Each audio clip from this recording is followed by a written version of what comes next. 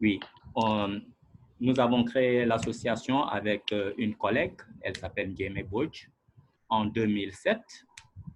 Et depuis lors, on a enregistré l'association au niveau national et nous avons commencé à entrer aussi dans les écoles parce qu'on travaille en collaboration avec le ministère de l'Éducation nationale gambien. J'ai eu cette chance parce que je suis coordinateur des programmes de français au ministère de l'Éducation nationale. Mhm. Donc, j'ai pensé aussi que vraiment, il faut aussi aider les jeunes apprenants au moins à vraiment connaître cette maladie.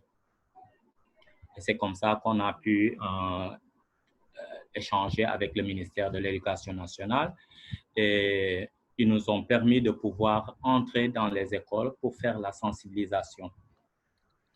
Nous faisons la sensibilisation aussi dans les radios et même à la télévision.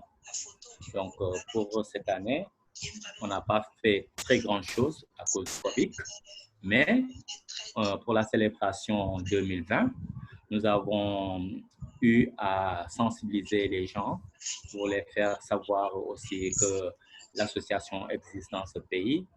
On a fait une très grande présentation à la télévision et je pense que ça a beaucoup touché aussi le pays.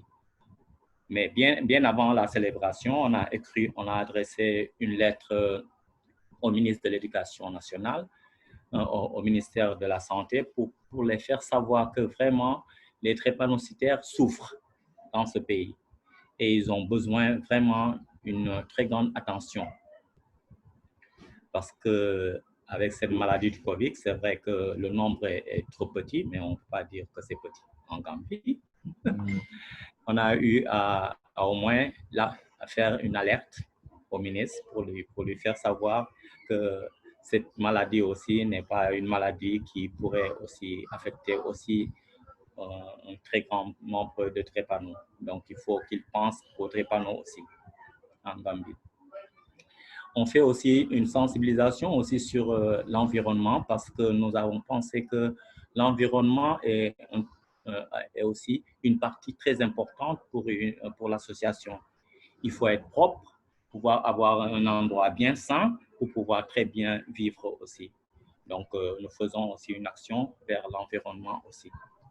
Donc, grosso modo, je pense que la prise en charge aussi, on fait thérapeutique. Et donc, on va visiter aussi les familles et les familles aussi envoient d'autres gens qui ne connaissent pas vraiment la maladie pour qu'on puisse les aider en counseling. Ouais, merci. Et je Ok, vous envoie après le document. il n'y a pas de souci. Merci beaucoup. Je ne Il y sais a des pas si... questions.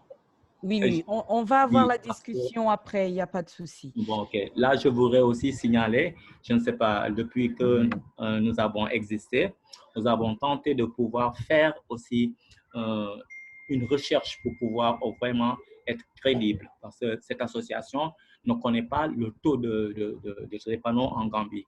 Mm. Et là, on est à la recherche de pouvoir avoir quelqu'un qui va pouvoir nous aider à pouvoir faire une recherche scientifique pour pouvoir connaître le nombre de drépano ici en Gambie.